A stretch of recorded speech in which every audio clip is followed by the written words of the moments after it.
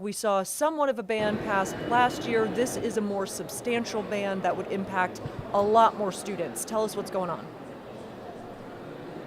Right, you are, Caitlin Ross. The ban that passed today and will get sent to the governor is a ban that would affect all high school students, grades K, well, those aren't high school students, through grade 12. So last year, we know that the legislature passed a ban that was effective through middle school. That ban hadn't even taken effect yet, but schools have already begun noodling with this concept and have already enacted bans of their own, and a lot of them are reporting a lot of success with that. And so the sponsor of that bill went ahead with another bill this year to spread the ban to high schools, and it passed the Senate unanimously. There was a little bit of pushback. Why don't we take a listen to a little bit of the debate? I do not believe that we should do a blanket policy that treats 17-year-olds like 7-year-olds. If we want to maintain order, then we have to do it for everybody, and we have to do it consistently. The only constituents that have spoken to me negatively about this bill are my teenage daughters. And that was Sean Still, the senator who carried the House bill in the Senate. The debate showed what I think is just kind of encapsulated the sort of love-hate relationships that all of us seem to have with our cell phones. I, for example, am attached to this one by way of my earpiece, which goes from the phone into the left ear and enables me to hear you, Caitlin. And I love it, but I also kind of hate, most people in my ear, I have kind of an uneven relationship with, but you, it's fine, obviously. I get a pass, all right. Yeah, you get a pass.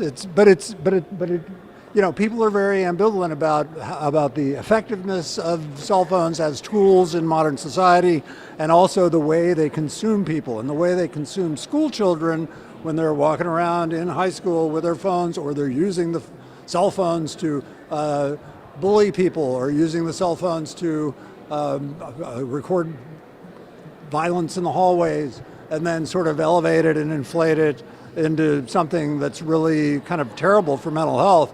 There was a lot of argument about that, and a lot of legitimate concern about it. And so the amendment that actually got introduced today was one that would have allowed schools to sort of set the policies themselves, and ultimately it got voted down because the state legislators seem to think that the state ought to enact a blanket ban, and that the school systems ought to live with it, and the students ought to live with it, and the parents ought to live with it. And strangely enough, Caitlin, I know you're a mom. I know your children are not quite of high school age yet, but moms were a little freaked out about this because they've become so accustomed to being able to reach their dear children whenever they want, even if they're in school. So a societal shift at work here at the Georgia Capitol.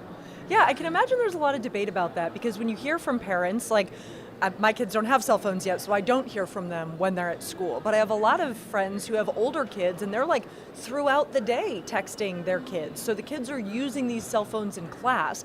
What are you hearing from educators there and from parents? Has there been a real back and forth from people showing up to talk about this bill?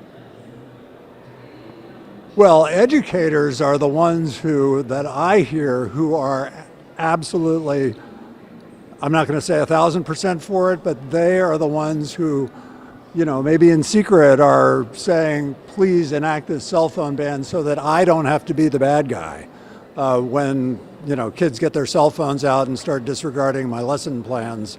Now I can say, you need to put that thing away because state law says that if you don't, there will be penalties. And the funny thing is the penalties in this law are not, a kid's not going to go to, isn't going to get locked up or anything like that if they've got a cell phone out. But what it does is it gives the teachers the teeth to say, I'm taking that cell phone because it's against the law for you to have it. and there's not much a kid can do about it at that point. And that seems to be what they want here by enacting these measures, which has to go to Governor Kemp, and he would have to sign it. He signed the last one, probably going to sign this one too. I think what's interesting about this bill is it creates this uniformity, because before we were seeing different school districts trying to, like, somebody sent me pictures of like a pouch that a teacher had sewn and the kids were supposed to put the cell phones in the pouch. Others are saying you can have them in the hallways, but you have to put them in your lockers for class. There was just almost a lot of confusion about this. So this is at least a uniform policy, but are you hearing from any students about pushback on this?